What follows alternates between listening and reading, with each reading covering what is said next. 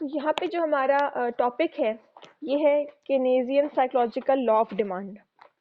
केनेजियन का एक कॉन्सेप्ट था जिन्होंने उन्होंने ये उन्होंने एक कॉन्सेप्ट दिया था लॉ ऑफ डिमांड के बारे में कि इनकम का और कंजम्पशन का जो रिलेशनशिप है वो डायरेक्ट रिलेशन है। जिस तरह से हम बात करते हैं ना डिमांड और सप्लाई की, उनका जो रिलेशन है वो इनडायरेक्ट है। और अगर हम लॉ ऑफ सप्लाई की बात करते हैं कि सप्लाई का और जो प्राइसेस का जो रिलेशन है वो डायरेक्ट रिलेशन है। उसी तरह से केनेजियन एक इकोनॉमिस्ट है, उन्होंने एक लॉ प्रेजेंट किया था। उस लॉ में ये था कि इनकम का, कंज्यूमर की इनकम का और उसकी कंजम्पशन पैटर्न का रिलेशन जो है वो डायरेक्ट रिलेशन है।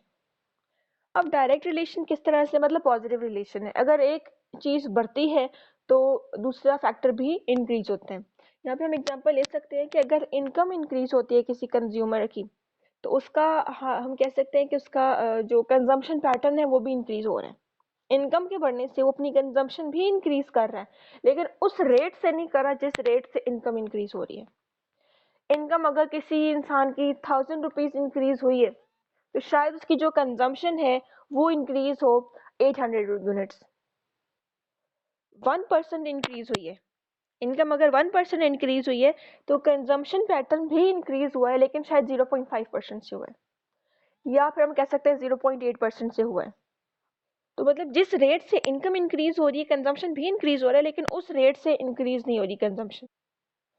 तो यहाँ पे लिखा हुआ है when income of a consumer increases consumption also increases but the proportional change in consumption is less than proportional change in income। Income से जो इंक्रीज हो रही है वो कम इंक्रीज हो रही है कंजम्पशन। इसी स्टेटमेंट को हम थोड़ा सा अपने मॉडल में लेके चलेंगे। ये दो वेरिएबल्स हमारे पास, कौन सी वेरिएबल, एक हमारे पास इनकम का वेरिएबल है और दूसरा हमारे पास कंजम्पशन का वेरिएबल है। वेरिएबल क्या होता है? वो फैक्टर जो कि टाइम के साथ साथ चेंज होता है। इनकम भी टाइम के साथ साथ चेंज होती है। हम इंक्रीज या डिक्रीज की बात नहीं करें, हम सिंपली चेंज की बात करें। वेरिएबल वो फैक्टर, वो इनपुट या वो इंस्ट्रूमेंट जो कि टाइम के साथ साथ चेंज होता है। तो इस जो डेफिनेशन मैंने लिख के दिया है, इस जो पॉइंट है, एक स्टेटमेंट है, इसमें दो वेरिएबल्स हैं, एक कंजम्पशन है और एक इनकम है। अब यहाँ पे हम देखेंगे कि किस तरह से हमारा डिपेंडेंट वेरिएबल कौन सा बन रहा है और इनडिपेंडेंट वेरिएबल कौन सा बन रहा है। डिपेंडेंट वेरिएबल वो वेरिएबल होता है जो दूसरे पे डिपेंड कर रहा होता है।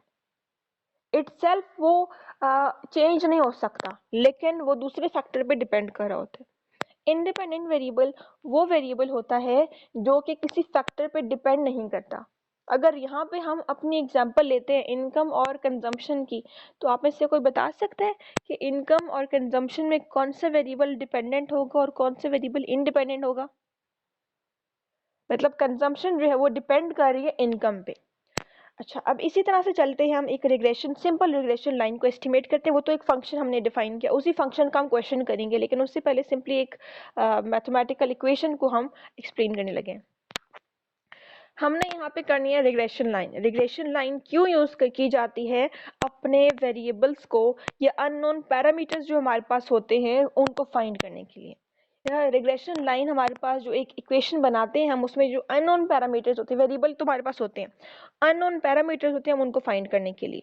अब दो तरीके होते हैं, एक तो हमारे पास सिंपल रिग्रेशन मॉडल हो सकता है, दूसरा हमारे पास मल्टीपल रिग्रेशन मॉडल हो सकता है। सिंपल रिग्रेशन मॉडल की हम बात करें तो ये इसी तरह से बात करते हैं, एक जो जिसमें एक डिपेंडेंट वेरिएबल हो और एक इंडिपेंडेंट वेरिएबल हो, वो था simple regression model. Multiple regression model की अगर हम बात करें तो एक जो हमारा डिपेंडेंट वेरिएबल है वो बहुत सारे फैक्टर्स पे डिपेंड कर रहा होता है, तो वो हमारे पास जो एक इक्वेशन बनती है वो बहुत लेंथी सी इक्वेशन बनती है। यहाँ पे जो हम स्टार्ट करें, हम सिंपल रिग्रेशन मॉडल है, ये है y is equals to alpha plus beta X plus epsilon. ये e जो है ना, ये एप्सिलॉन है।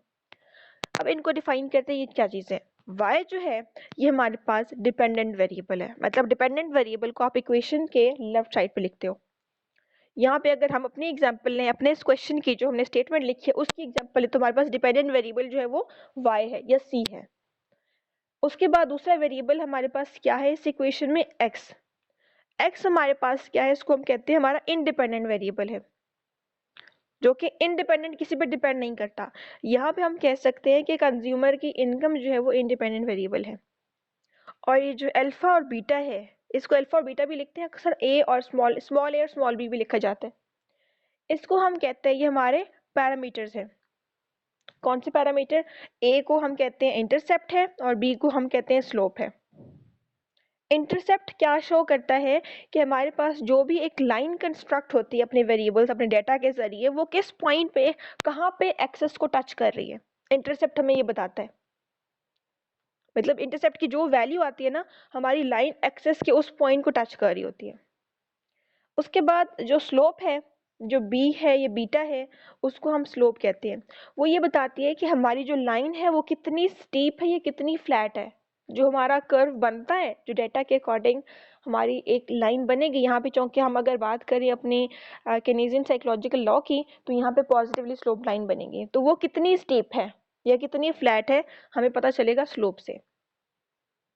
उसके बाद ये एप्सिलॉन है, एप्सिलॉन रिप्रेजेंट करता है कि पॉसिबल है कि हमने जो डाटा कलेक्ट किया इसमें कुछ एरर हो। तो एरर का जो चांस है, एरर को हमने कुछ हम एज्यूम करते हैं शायद हमारे आंसर में थोड़ा सा एरर आए, तो इस वजह से हम अपनी इक्वेशन में एरर का भी वो कंपोनेंट ऐड करते हैं कि माइनर चांस है कि इसमें कुछ एरर्स आए, रिजल्ट्स में कुछ एरर्स हो सकते हैं। अगर हम सिंपली ये हम स्टैटिस्टिकल टूल अप्लाई करते हैं। डिफरेंस क्या है मैथमेटिकल टेक्निक में और स्टैटिस्टिकल टेक्निक में? अगर सिर्फ मैथमेटिकल की बात करते तो हमारे पास इक्वेशन होती y is equals to A plus B X, epsilon की हम बात ना करते। लेकिन देखिए, जब भी हम स्टैट्स की बात करते हैं, स्टैट्स की टेक्निक्स की बात करते हैं, वहाँ पे हम प्रोबेबिलिटी भी डालते हैं, पॉसिबिलिटी भी डालते हैं कि हो सकता है कि हमने जो डाटा लिया वो इतना ऑथेंटिक ना हो, इसमें कुछ एरर आने के चांसेस हो, तो वो एक अलग सेट कर लेते, कुछ वैल्यू सेट कर लेते, चले इतनी, इससे ज्यादा अगर वैल्यूज नहीं तो हम कहेंगे हमारे पास ये एरर होगा, हमारे वेरिएबल्स में कुछ शायद अप्स एंड डाउन्स की वजह से कुछ एरर आ रहा है। तो स्टैटिस्टिकल टेक्निक में हम एक एरर टर्म रखते हैं, ये एप्सिलॉन को एरर टर्म कहा जाता है। यहाँ पे आप देख सकते हो, ये हमारे पास एक मैथमेटिकल मॉडल है, यहाँ पे एरर टर्म को फिलहाल हमने स्किप किया हुआ है। एरर टर्म वाला थोड़ा सा बहुत डिटेल में चला जाता है, इस वजह से हम एरर टर्म की बात नहीं करते। हम सिंपली अपने इंटरसेप्ट और स्लोप को फाइंड आउट करें एक मैथमेटिकल मॉडल से। तो वो जो हमारे पास इक्वेशन थी y is equals to a plus B X, इसको अब हम डिराइव करने चले हैं। y की जगह हमने लिख दिया, y यहाँ पे क्या बताया आपको, डिपेंडेंट वेरिएबल। हमारा इस मॉडल में डिपेंडेंट वेरिएबल क्या है, c, तो y की जगह हमने c लिख दिया।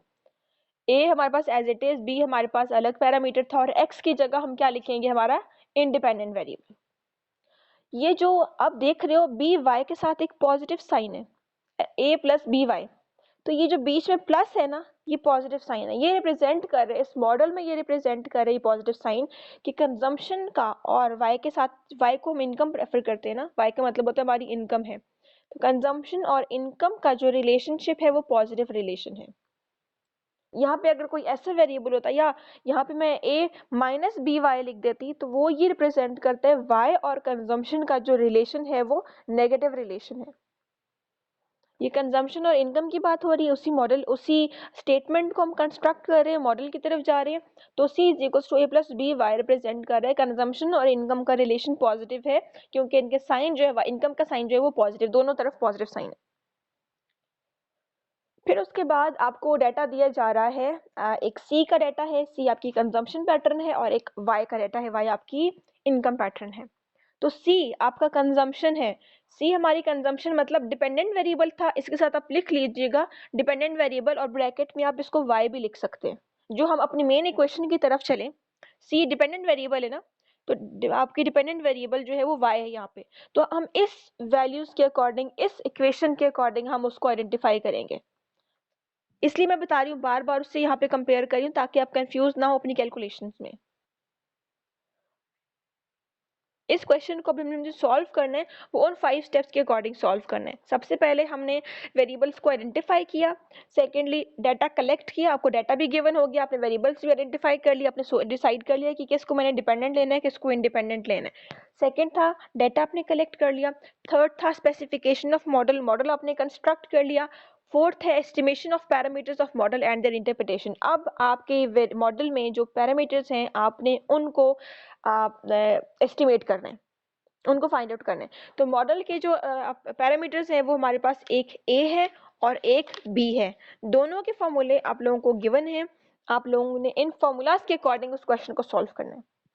अब अगर हम ए की बात करें, एक जो हमारा पैरामीटर आप इक्वेशन में देख सकते हो, c is equals to A plus B Y, वो जो आपका a है इक्वेशन में, वो उसका फॉर्मूला क्या है, a इज इक्वल्स टू, यहाँ पे नहीं है a वाला फॉर्मूला, पहले बता देती, ये टॉप पे लिखा हुआ है y बार माइनस बी एक्स बार।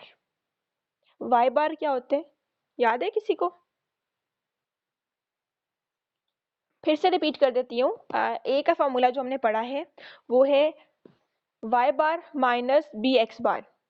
y बार और x बार वो हमारे पास मीन वैल्यूज हैं, y हमारे पास y का मीन निकालना है और x बार हमने x का मीन निकालना है, मीन वैल्यू निकालनी है। तो उस इक्वेशन में हमारे पास दो अननोन पैरामीटर्स हैं, तो हम एक साथ उस इक्वेशन को पहले एस्टिमेट नहीं कर सकते।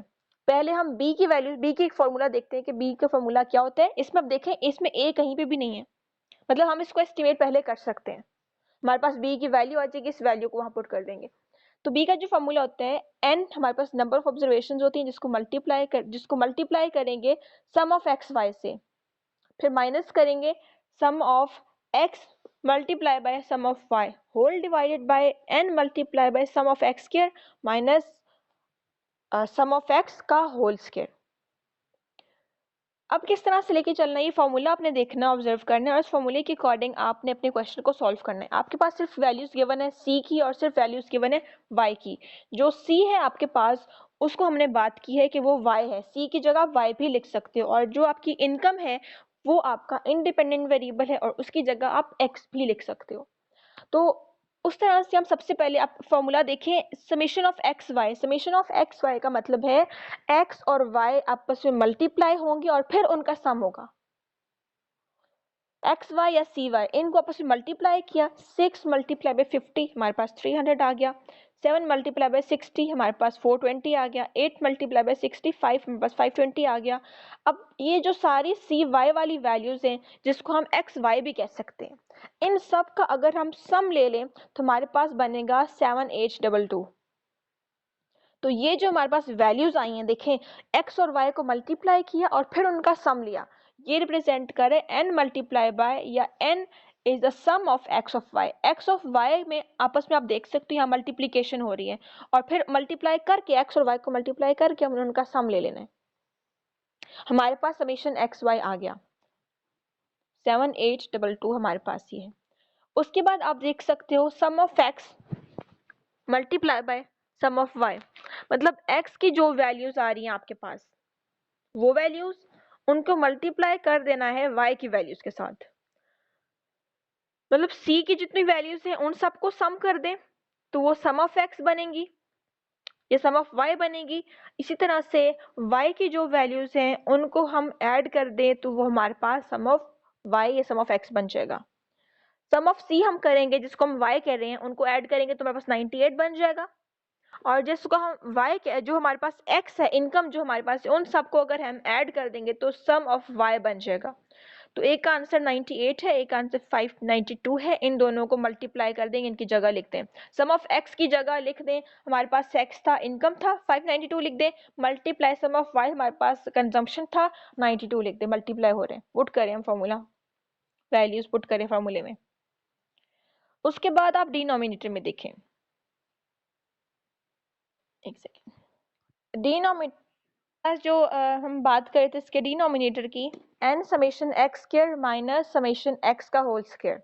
यहाँ पे x समेशन एक्स स्क्वायर का मतलब क्या है कि आपके पास जो भी x की वैल्यूज हैं हमने उसका समेशन ले लेना है, और सॉरी उसका स्क्वायर ले लेना है। समेशन एक्स स्क्वायर का मतलब ये है कि जो भी आपके पास x की वैल्यूज हैं उसका स्क्वायर ले लेना है, और वो जो स्क्वायर होगा उनका हमने सम ले लेना है।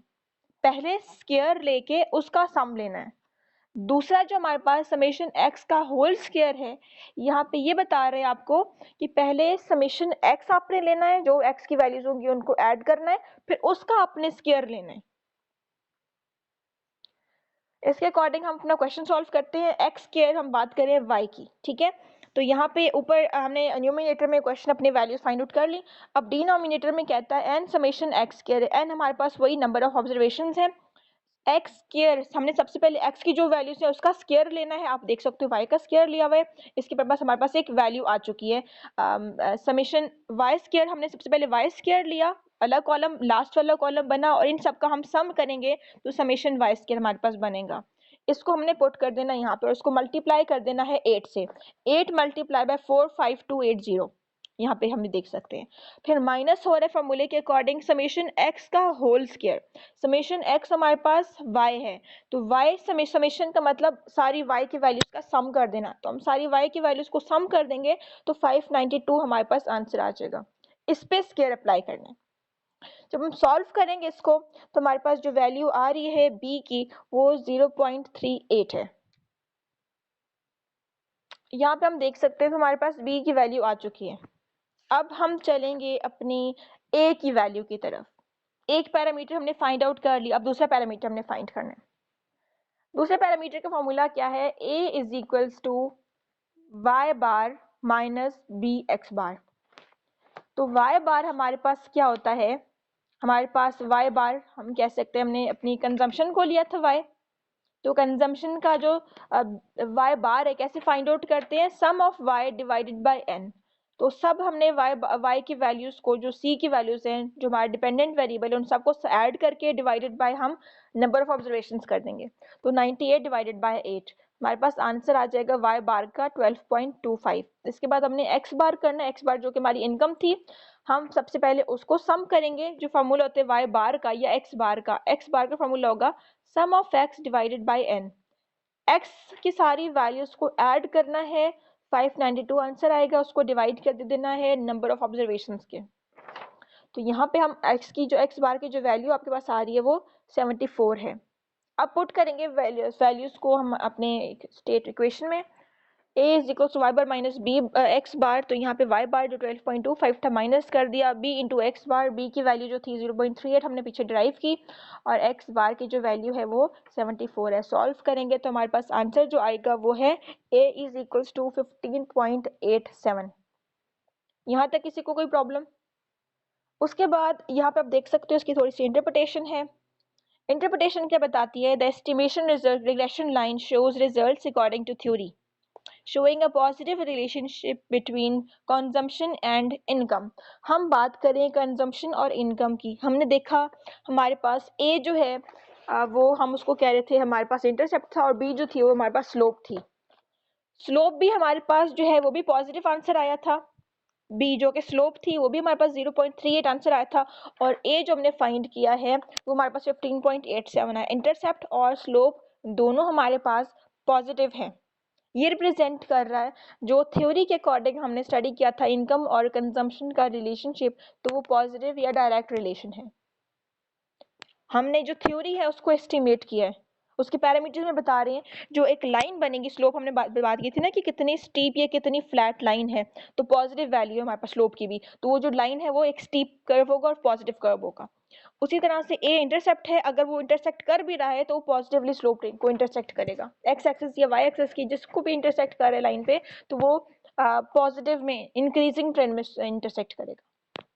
अब यहाँ पे हम बात करें कि इफ 1% इंक्रीज इन इनकम, अब उसी तरह से जिस तरह से इलास्टिसिटी की हमने इंटरप्रिटेशन की थी, यहाँ पे भी उसी तरह से हम इंटरप्रेट करेंगे। जो आपकी वैल्यू होती है, जो आपकी 0.38 किस चीज़ की वैल्यू थी, स्लोप की, ठीक है। स्लोप की वैल्यू को आपने हमेशा इंटरप्रेट करना है, ये बात याद रखिएगा। इंटरसेप्ट की वैल्यू को इंटरप्रेट नहीं करना। स्लोप मीन्स बी की जो वैल्यू आई है। यहाँ पे हम अगर कहते हैं अगर 1% इनकम में इंक्रीज होता है जिसकी वजह से कंजम्पशन में 0.38% तक का इंक्रीज होता है। अगर इनकम 1% इंक्रीज हो तो कंजम्पशन 0.38% से इंक्रीज होगी। मतलब इनकम का जो इंक्रीजिंग ट्रेंड है वो ज्यादा है और कंजम्पशन जो इंक्रीज हो रही है वो कम इंक्रीज हो रही है। इसके अलावा ये जो 0.38 है इसको हम कह सकते हैं MPC। इसका मतलब है marginal propensity to consume. Marginal propensity to consume का भी यही मतलब है कि इनकम जिस रेट से बढ़ रही है आपकी कंजम्पशन उस रेट से नहीं बढ़ रही। आगे मूव करते हैं, अपनी वैल्यूज को याद रखिएगा। ए की जो वैल्यू थी आपके पास वो थी आपके पास 15.87 और बी की जो वैल्यू आई आपके पास वो 0.38। अब हम जा रहे हैं रिग्रेशन लाइन बनाने।